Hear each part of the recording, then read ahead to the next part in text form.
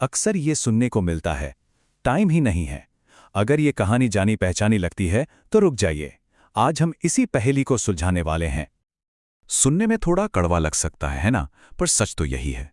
हम सब, हर कोई समय के पीछे भाग रहे हैं, टेंशन ले रहे हैं, और समय वो तो बस अपनी रफ्तार से आगे बढ़ता जा रहा है। तो क्या इस रेस को जीतने का कोई सीक्रेट है, कोई तरीका? जी हाँ, बिल्कुल है। आज हम बात करेंगे उन दो मैजिक कीज के बारे में जिनका इस्तेमाल दुनिया के सबसे कामयाब स्टूडेंट्स करते हैं। तो चलिए शुरू करते हैं। तो ठीक है, सबसे पहले एक बहुत बड़ी गलतफहमी को दूर करते हैं। हम सब सोचते हैं कि हमारे पास दिन में 24 घंटे हैं, ये हमारा रिसोर्स है। पर असल में कई बार यही 24 घंटे एक जाल बन जाते हैं। ये नंबर देखिए, 24, सिर्फ 24 घंटे। ये वो नंबर है जो सबको बराबर मिलता है, चाहे कोई टॉपर हो या कोई स्टूडेंट जो स्ट्रगल कर रहा हो। सबके पास दिन में इतने ही घंटे हैं। तो फिर सवाल यह है कि नतीजों में इतना जमीन आसमान का फर्क क्यों होता है? तो फर्क घड़ी की सुइयों में नहीं है, फर्क है सोच में, माइंडसेट में। एक तरफ है वो स्टूडेंट जो हमेशा टेंशन में है, हमेशा बिजी है, हर चीज पर बस रिएक्ट कर रहा है और दिन खत्म होते होते पूरी तरह थक जाता है। और दूसरी तरफ है एक कामयाब स्टूडेंट, वो बिजी नहीं, प्रोडक्टिव होता है। वो रिएक्ट नहीं करता, वो प्लान करता है। और यहीं पे आती है हमारी पहली जादुई चाबी।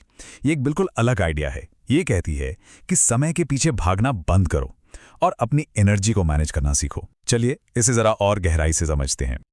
एनर्जी मैनेजमेंट का मतलब बहुत सीधा है, सही काम सही एनर्जी लेवल पर करना। जरा सोचिए, जब दिमाग पूरी तरह थका हुआ हो तब मैथ्स के मुश्किल सवाल हल करने बैठना कैसा होगा? ये तो ठीक वैसा ही है जैसे बिना पेट्रोल के गाड़ी चलाने की कोशिश करना, है ना? मतलब सरासर वक्त की बर्बादी। तो सवाल है, इसे अपनी लाइफ में लागू कैसे करें? बहुत सिंपल है, बस 3 स्टेप्स हैं। पहला, अपने पीक आवर्स को पहचानिए, मतलब वो टाइम जब दिमाग सबसे ज्यादा तेज चलता है। दूसरा, जो सबसे मुश्किल और जरूरी काम है उन्हें इन्हीं घंटों के लिए रख दीजिए। और तीसरा, और ये बहुत जरूरी है, अपनी एनर्जी को बचाइए, उसे फालतू की छोटी छोटी चीजों में बर्बाद मत होने दीजिए। ठीक है, ये तो समझ आ गया। मान लेते हैं कि एनर्जी भी फुल है, लेकिन अब अगर करने के लिए 10 काम सामने पड़े हों तो कैसे तय होगा कि पहले कौन सा काम उठाना है, कहां से शुरू करें? और बस यही सवाल हमें हमारी दूसरी मैजिक की तक ले जाता है। और हमारी दूसरी चाबी है रूथलेस फोकस। हिंदी में कहें तो निर्मम फोकस। हाँ, यह शब्द सुनने में थोड़ा इंटेंस लग सकता है, पर इसका मतलब सिर्फ एक सोच से है कि हर काम बराबर का जरूरी नहीं होता।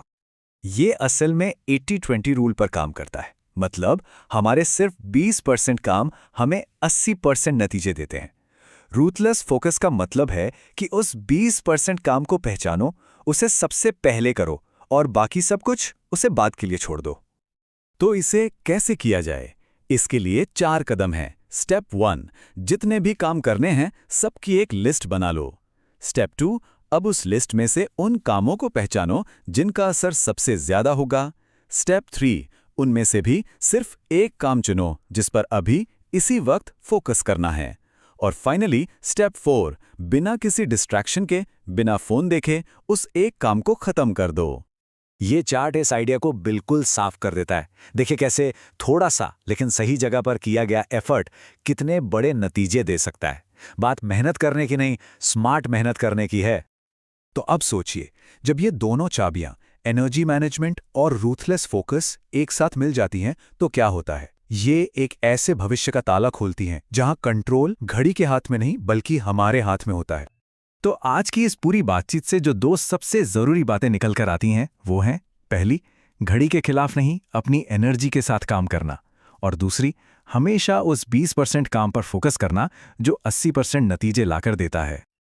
और आखिर में सबसे जरूरी बात, असली मकसद दिन में ज्यादा घंटे पाना नहीं है, क्योंकि वो तो नामुमकिन है। असली मकसद है जो घंटे हमारे पास हैं उन पर बेहतर कंट्रोल पाना। असली पावर ज्यादा समय में नहीं बल्कि अपने समय पर कंट्रोल रखने में है। तो अब सवाल यह है कि कल कौन सी चाबी इस्तेमाल होने वाली है, एनर्जी मैनेजमेंट वाली या रूथलेस फोकस वाली? फैसला अपने हाथ में है।